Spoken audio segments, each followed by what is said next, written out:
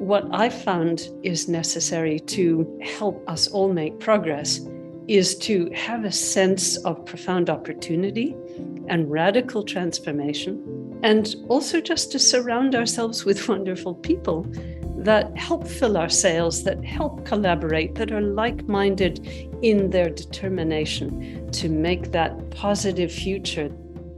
Hi, Vicki Robin here, host of What Could Possibly Go Right, a project of the Post-Carbon Institute, in which we interview cultural scouts, people who see far and serve the common good, and social artists, people who care deeply and create on behalf of humanity.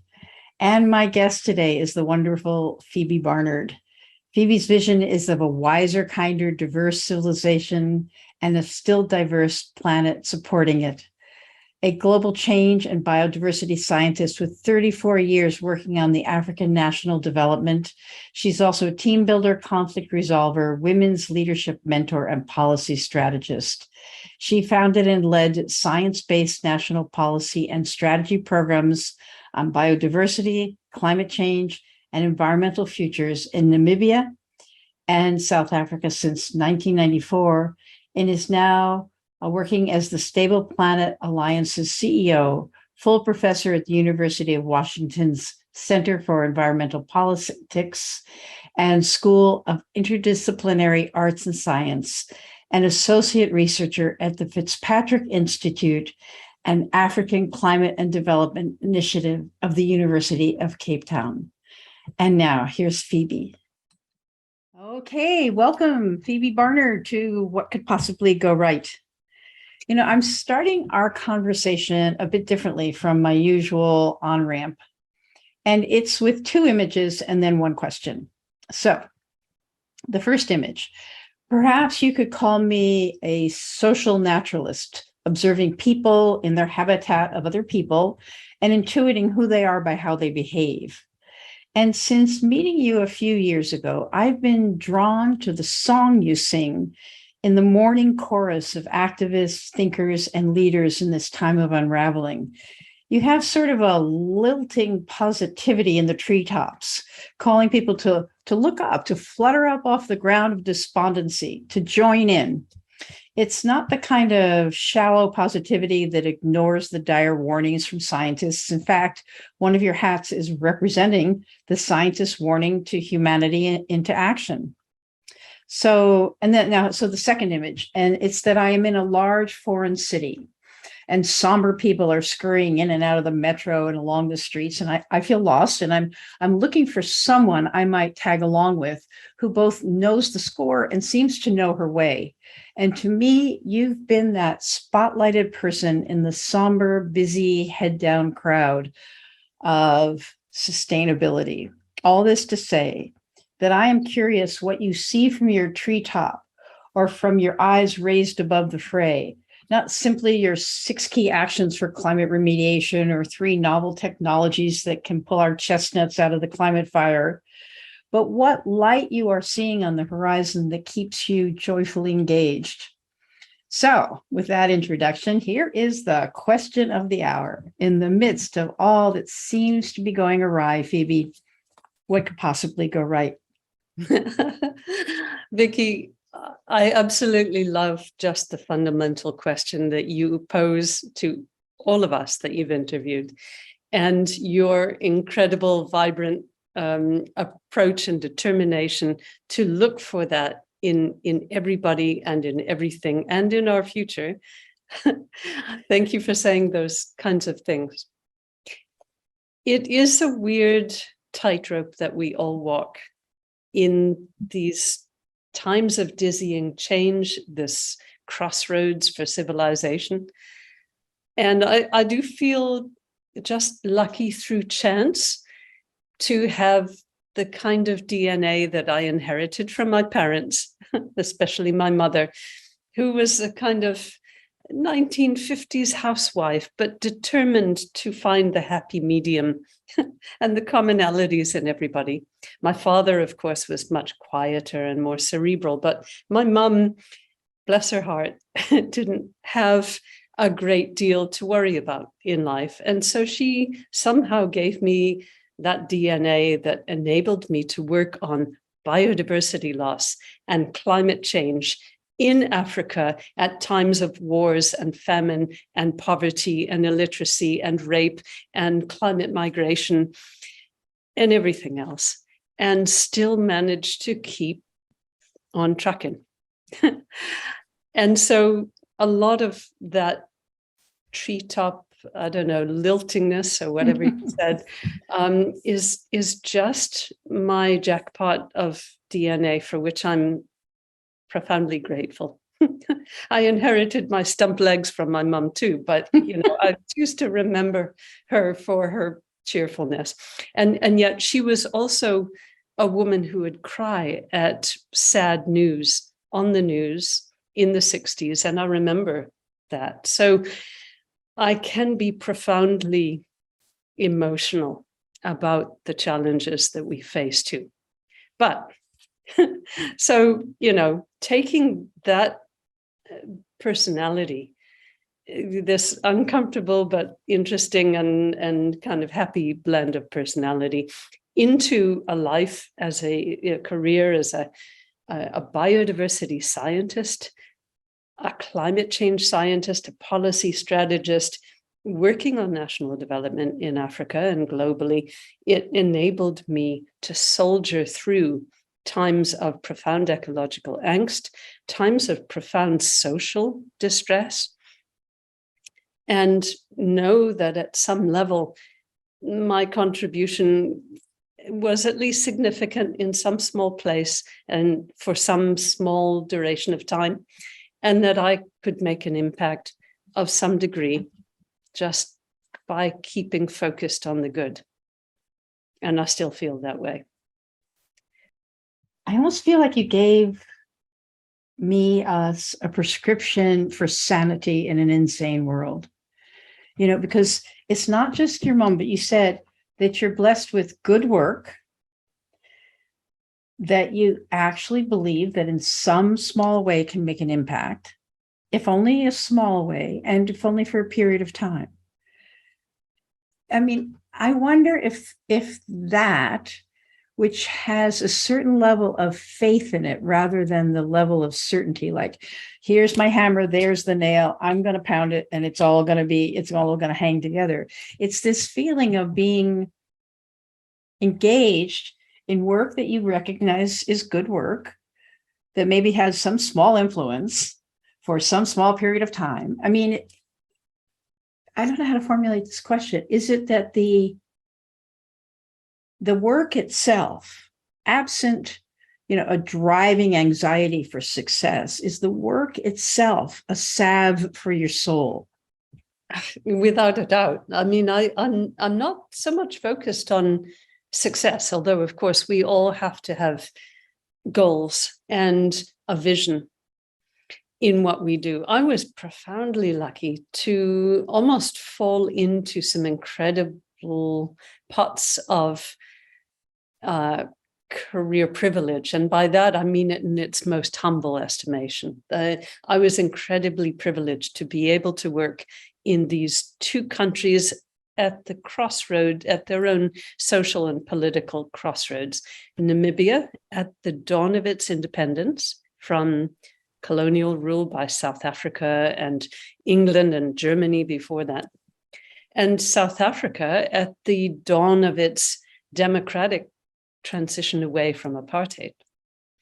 And both of those opportunities were incredibly lovely. And I was very conscious of myself as an outsider originally, although 3 years turned into 34, that ultimately I came from outside and was able to dive in and be embraced by both of those countries to be able to play a role, however small, in their short and medium term evolution. In Namibia, I was able to set up and run that country's first national programs on biodiversity and climate change, for example.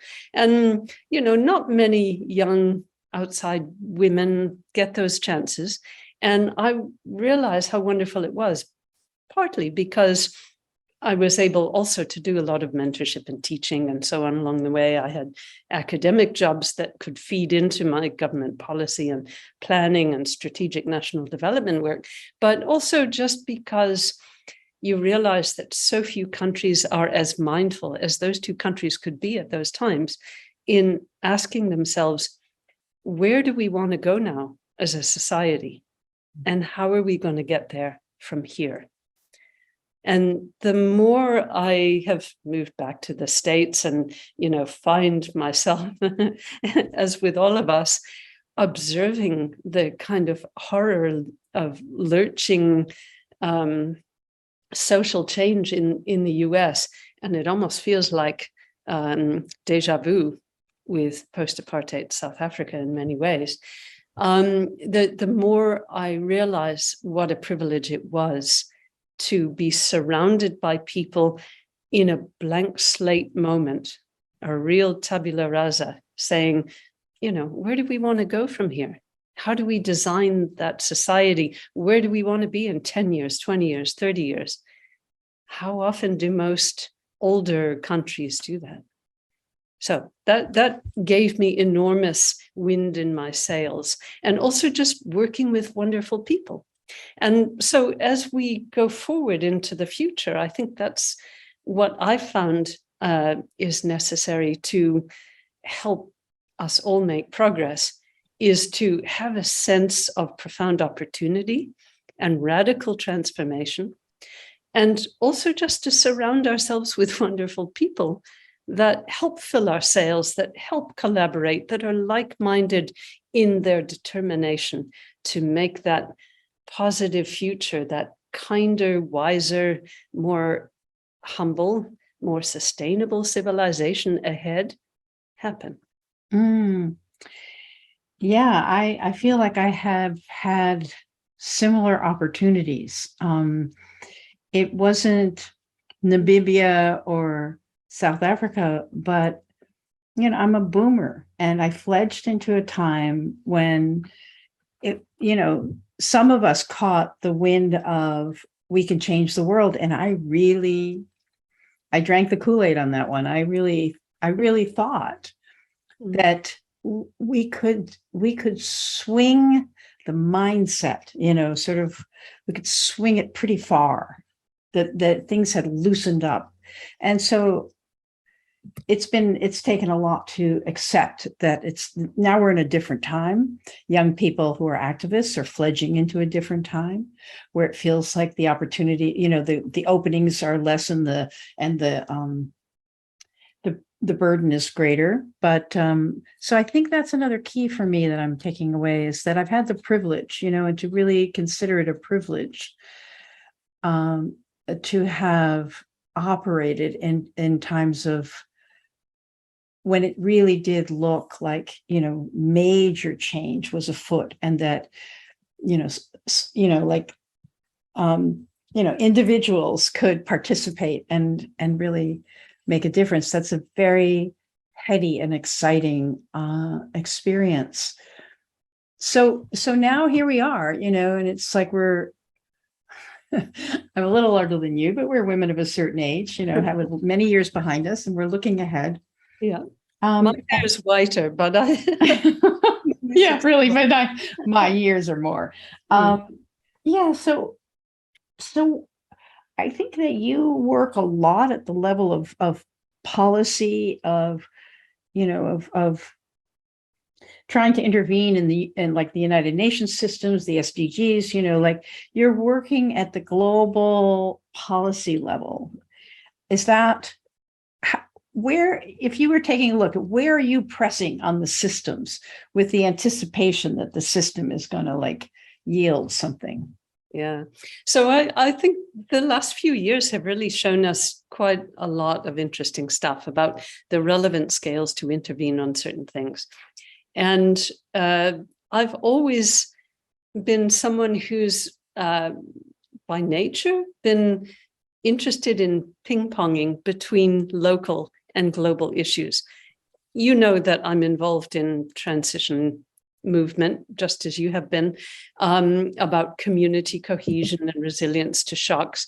And I always get engaged wherever I live in terms of setting up community structures and nonprofits and initiatives and projects. And sometimes that takes off really well because the community is just there, and the protons and electrons just combine nicely. And sometimes it just falls flat. But I've always had an interest in that. And as a scientist, I always had a certain level of real interest in the fine-grained mechanisms that make change happen, whether it was evolution and behavior, because I started my life as an ornithologist working on birds, or whether it had to do with societal change. I've always been interested in looking at the fine grain, but I always had a bigger picture perspective and determination to drive change. And so for years, I worked at the global level on, negotiating the Convention on Biological Diversity, being on the board of the Millennium Ecosystem Assessment, the Global Invasive Species Program, things like that. And yet there are a whole bunch of levels in between.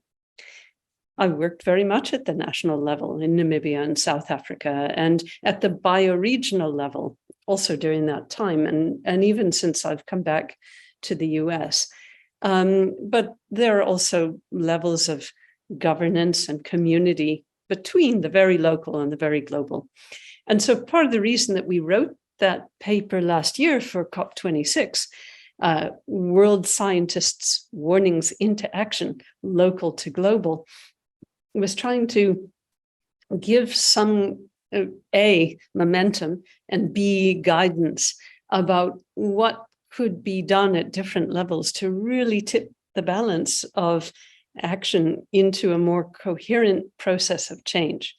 And of course, that was one paper out of a number, but very few scientists' papers, and ours was authored by scientists, economists, and governance people, but very few of those kinds of papers are really getting stuck into the kind of action that they want to see happen, and where are the pivot points. And ours was really just a start on that. Mm-hmm. But that, for me, reflected my interest in different scales. And that's also something, I guess, that we picked up in the Millennium Ecosystem Assessment, which was this multi-scalar assessment of the status and trends of ecosystems around the world and their capacity to support human health, human economies, human well-being. Do these, I worked in the 90s on during the Clinton administration, when they, oh God, I can't remember what they called it, but he had an initiative around sustainability, sustainable development. And I worked on the population and consumption task force. Yes. I wish I'd known you then. I was a little more severe. But I think even with Neva Goodwin, who I think she was part of that, and I think she works with you as well. Anyway, I mean, worked, down to like the present tense or past tense. Where's the comma? Where's the period? Yep. Like these UN documents in the 90s, there were so many. There's the population and, there's the population conference, Tim Wirth. We influenced that. My little team tried to do that. So I was in that system where it felt like you could produce a document and it would make a difference. And I don't want to be cynical, but I just do recognize that we pour our hearts and souls and, education and everything into those documents, and they don't seem to. It's true. They don't. And that's part of the long process of getting me to sort of detach myself from science and public policy and get more into the filmmaking and activism realm. And that's a long walk. And particularly in government science, because I've worked in governance for most of my career with one leg in academia, particularly for government scientists, that is a huge no-no. You're meant to be policy relevant, but not policy prescriptive. That's the favorite phrase of my dear friend, Sir Bob Watson, who chaired all of these relevant panels, the IPCC and the Intergovernmental Policy Platform on Biodiversity and Ecosystems, et cetera, et cetera. And so we were really supposed to sit in that good little box of scientists. But fundamentally, we know how ineffective that's been. And whatever we write, it doesn't stir people where our primate brains need to be stirred and where our hearts and our guts need to be stirred. Now, I've always had a real love for the power of film. I think many of us picked that up as a kid, but I think the stars started to align when I left a long marriage to a scientist and met my new husband, a filmmaker. And so that has allowed me to, I guess, detach from the things that I felt weren't working so much. Still doing a little bit of that because it is helpful to have some credentials or at least some vague value as a scientist to be able to inform choices ahead. There is definitely a place for science in the future. It's just that we have been shouting louder, in bigger font, and it hasn't really had the impact on people because we haven't been getting to the fundamental root causes: human behavior, human numbers, and human appetites. And so now I work on humans. And it's exasperating, of course. Humans are complex, messy, incredibly contrary creatures, but this is where we have to focus our energies in the future. Many of us know that. It just took me a long time to jump ship. I think we've all been, swimming in our lanes, thinking we were getting somewhere. We were just doing laps in a pool. That way. So, it's like, so there's this there's a sense now, and it's a little bit exciting and also dangerous. I mean, there's a sense of like, where now, how we had our comfortable theories of change and we applied ourselves to that. But in the meantime, it seems that the game board is a little bit different. And I appreciate what you're saying, that it's like it's time for the artists, it's time for the magicians, it's time for the soul workers, it's time to bring a lot more intelligences to bear on this somehow. I wonder if, since I'm sort of embedded, I'm stuck in this, like, in the United States, for better or worse, I'm formed in this mentality of being an American.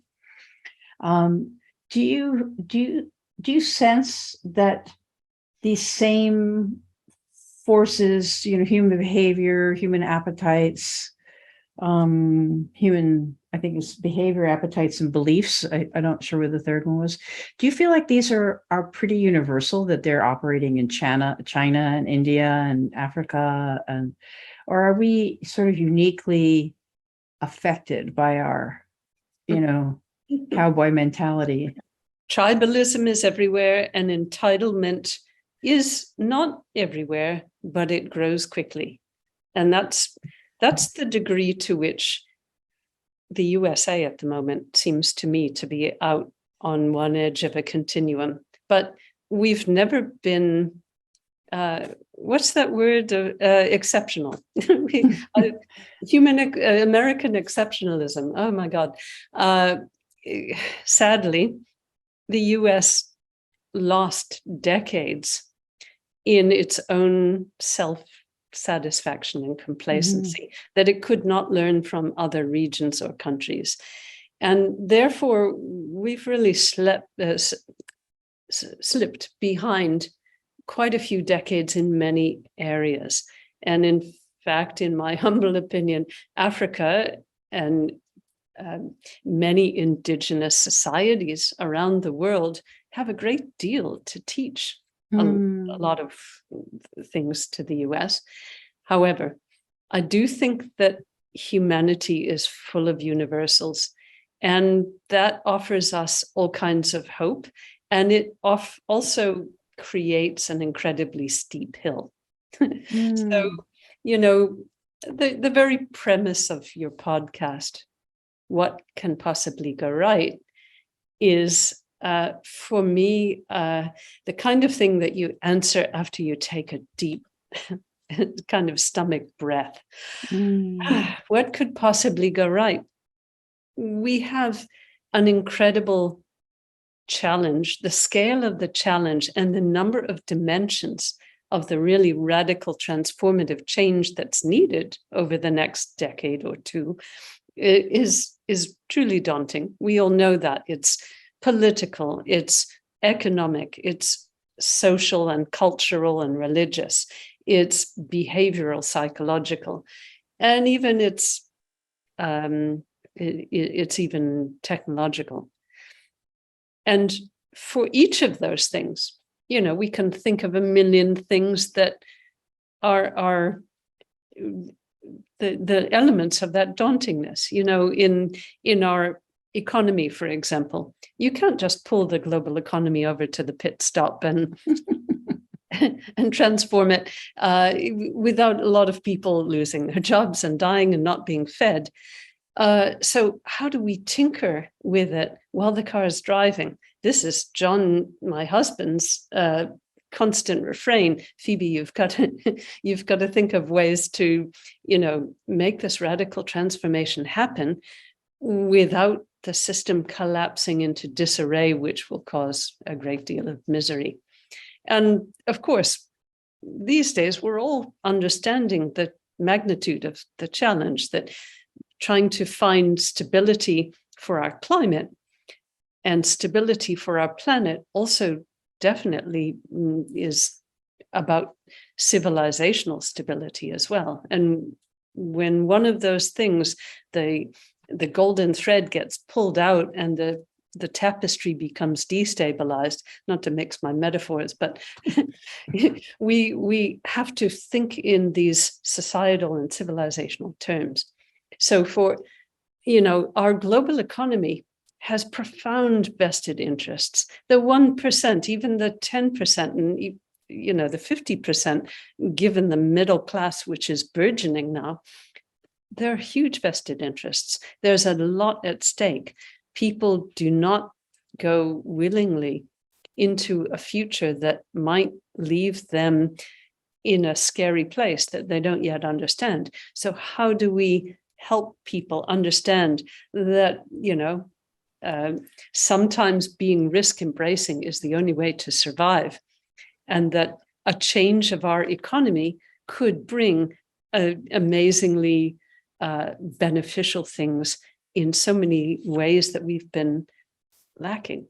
You know, look at our society and our economy and what it's doing to our stress levels, road rage, opioid addiction, all these kind of social ills that we know about. So on the, you know, what could possibly go wrong side, there's no shortage of things to list, but what could possibly go right? I think it's a matter of messaging and visioning and I guess visualizing for people about the alternatives that can come from a post-growth mentality. So each of these levels of change, economic, political, social, cultural, religious, spiritual, psychological, and technological, and more. Each of those things has daunting challenges, but also immense opportunities. So it's those things that I see from the treetops, as you said, while I'm singing my little song, and really trying to help people kind of gird their loins and make peace with profound change and just try to be nimble and fleet-footed as we go through a period of turbulence, keeping people focused on the importance of community, collaboration, universality, and I guess for many people, faith of some kind, because those things will see people through if we create that expectation. But look at what happens when people go to a movie. You know, most of the movies here are post-apocalyptic films, or they're planet-saving films, or they're, you know, warrior films. And we get fed a lot of contrary, discouraging, even Hollywood films tend to be relentless with this dystopian future. But it doesn't have to be this way. The world doesn't have to end this way. You know, you always hear me saying, we can change it.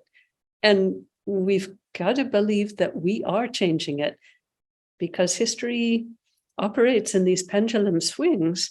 And so we have to be mindful that we don't end up, as we're seeing in the US right now, I think, swinging wildly back towards the 1950s because some people felt alienated by power and autonomy and money perhaps being taken away from them. We've got to be mindful about those pendulum swings, but the power of the future can be messaged in a very much better way than we have been doing it. So a lot of people feeling extremely disconsolate about a dark future, it's partly because they've been alienated by the thought that they can actually change it. I've never been saddled by lack of confidence on those lines, luckily. I'm convinced that we can change it. And, you know, I'm not a Pollyanna either. I know how daunting the situation is. Yeah, interesting listening to you, and we probably should start turning a corner to finishing this. Sure. You know, so we're fed dystopian stories, and basically a lot of the data is dystopian. You know, the IPCC, its reality is getting pretty dystopian when you come right down to it. Dystopian in relation to the world that we are accustomed to. You know, I think part of what we're starting to realize is that the planet has never been stable. You know, the planet is always it's a dynamic system, and that we're part of a dynamic system, that we have such a little slice of the dynamism that we think, oh, this is stability, this is reality. We've had 10,000 years of that, you know, Holocene stability, and that's all that we've ever known as a civilized species. Exactly. And we don't know how we'll cope with anything else, but we will don't kind of cope. And the opposite side, I find that there are people trying to offer utopian narratives, you know, sort of like normative visions of, you know, humanity on its best behavior in partnership with our higher angels, or, you know, like things that seem like a big leap given the complexity of what we're in.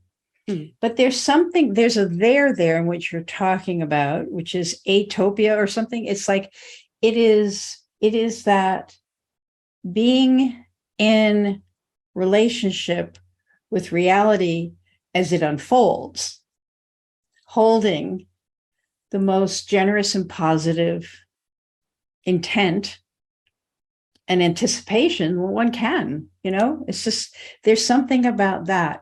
I've often said that if I'm going to have something on my tombstone, which I will not have a tombstone because I'm going to have a green burial and I'm just going to have a bench, but or maybe something else will happen. I'll die at sea or something.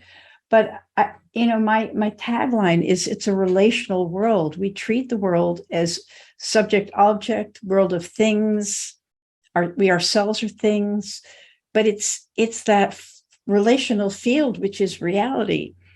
And I think that, for me, that's my, you know, Rosetta Stone, if you will. That's sort of the thing that I touch when I'm trying to orient toward, what am I trying to say with my life? not necessarily even my words, but with my life. Mm. So I'm going to invite you to just give us your Rosetta Stone, your one-liner or your not the thing that touchstone, that thing you have in your pocket that you rub when you try to find your way in the thicket. Look, I've said before that I think these times call upon us to be the best kind of person that we can be. But many people will not feel called. They'll be reactive. They will be violent. They will be fearful. Mm-hmm. And with 8 billion people on this planet, we need to expect that it will be messy. But I do believe that there are a lot of people who will pull themselves into that better place. I don't think that we can have any kind of happy camper ideas about the society of the future without being fundamentally grounded in the idea that it will be significantly smaller human enterprise than we have now. We cannot succeed at any of the things that we're doing to stabilize climate change, to slow and then reverse the extinction of species and the degradation of ecosystems, the rate of plastics pollution, the unemployment rate, food and water insecurity, any of those things. We will not succeed with any of those until we can draw down and stabilize and then decrease our numbers and our appetites. And anyone who feels that we can get by without that is living in cloud cuckoo land. We all know that, but they don't know it. That's the problem. They don't know it. And so my little Rosetta touchdown is that the people who are clinging on to the ways of our present civilization will come round in most cases as reality becomes increasingly clear. We know this about human behavior. Very few people scan the horizon, see what's coming up ahead, and adapt ahead of time. Most people just think, oh shit, this is really, they weren't joking. Right. So I think most people will come around. The people that are scanning the horizon are either a bunch of us, or they are the 10th of 1% building bunkers or flying off to Mars. Well, good luck to them for that.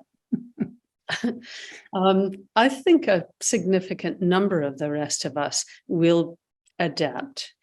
But it is very much the arena of injustice and privilege and geography and aridity that determines all of these things. So as we prepare for hundreds of millions of climate migrants, we have to be very intentional about how will we respond to that.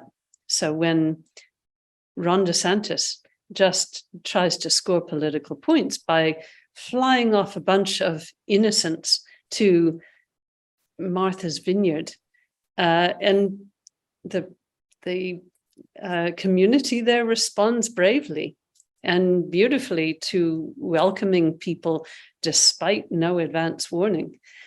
Nonetheless, we're all going to be called upon to bring out our most profound humanity. Mm-hmm. And that's our choice. Reactive, proactive, human, subhuman. Thank you, Phoebe, so much for your, for taking us sort of behind the scenes in how you think about things, not just what you've thought about and that you'd like us to think about, but, how you think about it and how you stay in your own humanity. I love hearing others talk about this because we all learn from each other in those realms. I've learned so much from you on that line, Vicki. Yeah, we do. We learn from one another. This is my secret agenda for my podcast is I get to hang out with people who can help me, be as solid as I can. Hey, thanks for listening. don't forget to subscribe and leave us a 5-star review so that this hopeful message can get out to more people. Check out Post Carbon Institute's Resilience website for show notes and for more guest information. Thanks also to Asher Miller, Amy Burringrud, and Clara Winter of Post Carbon Institute, plus production assistant Michelle Wigg from frugalityandfreedom.com.